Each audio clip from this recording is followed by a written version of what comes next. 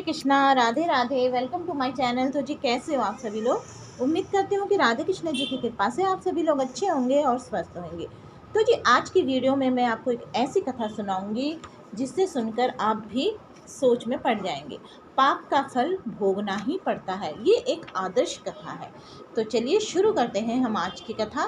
परंतु अगर आप मेरे चैनल पर नए हो तो मेरे चैनल को सब्सक्राइब कर दीजिए और बेल आइकन को दबाना ना भूलें ताकि मेरी वीडियो की आने वाली नोटिफिकेशन आप तक सबसे पहले पहुंचे।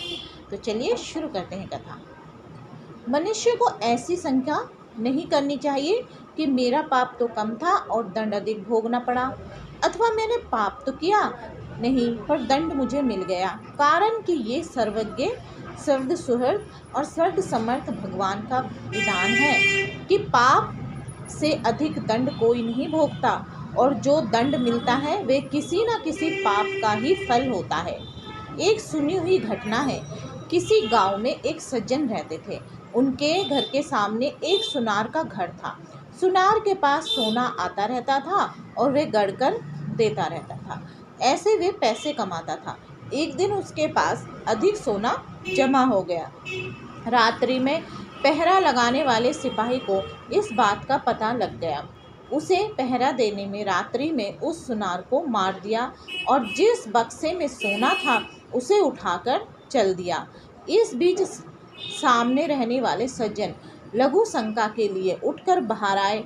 उन्होंने पहरेदारों को पकड़ लिया कि तू इस बक्से को लेकर कहाँ जा रहा है। तो पहरेदार ने कहा, तू चुप रह, हल्ला मत कर, इसमें से कुछ तू ले ले और कुछ मैं ले लूँ।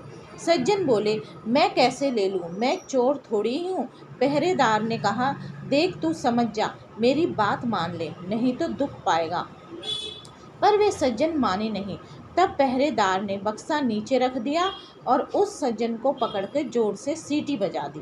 सीटी सुनते ही और जगह पहरा लगाने वाले सिपाही दौड़कर वहां आ गए। उसने सबसे कहा कि ये इस घर से बक्सा लेकर आया और मैंने इसको पकड़ लिया। तब सिपाहियों ने घर में घुसकर देखा कि सुनार मरा पड़ा है। उन्होंने उस सज्जन को पकड़ लिया और राज्य के आदमियों के हवाले कर दिया। जज के सामने बहस हुई तो उसने उस सज्जन ने कहा कि मैंने नहीं मारा है, उस पहरेदार सिपाही ने मारा है। सब सिपाही आपस में मिले हुए थे। उन्होंने कहा कि नहीं, इसने मारा है, हमने खुद रात्रि में इसे पकड़ा है इत्यादि। मुकदमा चला। चलते चलते अंत में उस सज्जन के लिए फांसी का हुक्म हुआ। फांसी का हुक्म होते ही उस सज्जन के मुख से निकला, देखो सरासर अन्याय हो रहा है, भगवान के दरबार में कोई न्याय नहीं, मैंने मारा नहीं, मुझे दंड हो और जिसने मारा है वे बेदाग छूट जाए, जुर्माना भी नहीं, ये अन्याय है।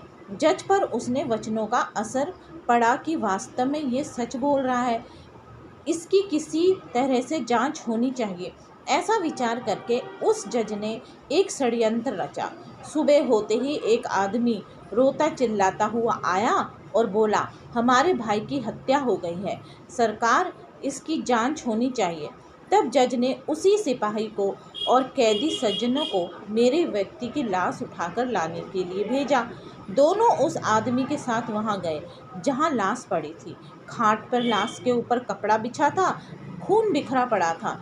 दोनों ने उस खाट को उठाया और उठाकर ले चले। साथ का दूसरा आदमी खबर देने के बहाने दौड़कर आगे चला गया। तब चलते चलते सिपाही ने कैदी से कहा, देख, उस दिन तू मेरी बात मान लेता तो सोना मिल जाता और फांसी भी नहीं होती। अब देख लिया सच्चाई का फल। कैदी ने कहा, मैंने तो अपना काम सच्चाई के साथ ही किया था।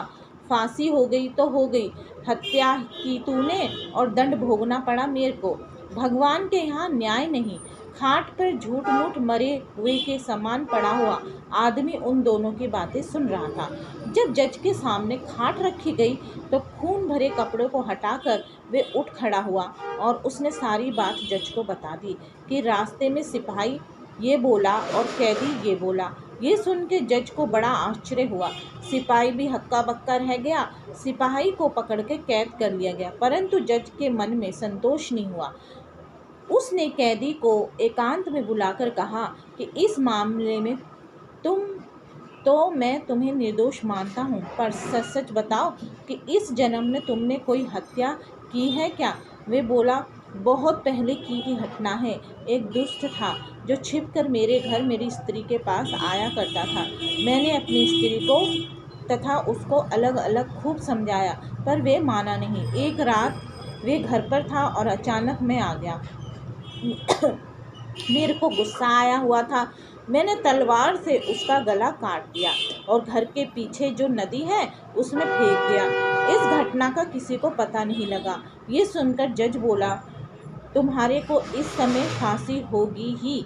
मैंने भी सोचा कि मैंने किसी से घूस नहीं खाई, कभी बेईमानी नहीं की, फिर भी मेरे हाथ से इसके लिए फांसी का हुक्म लिखा कैसे गया?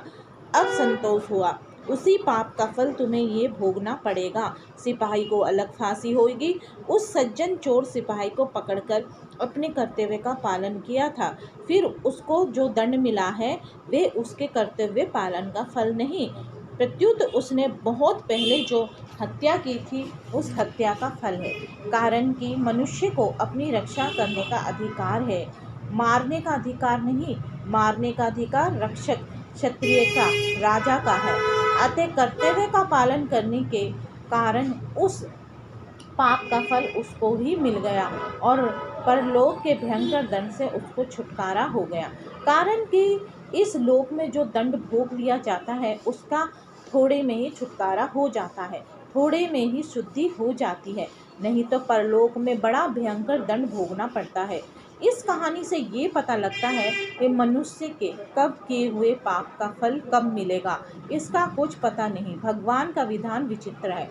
जब तक पुराने पुण्य प्रबल रहते हैं तब तक उग्र पाप का फल भी तत्काल नहीं मिलता।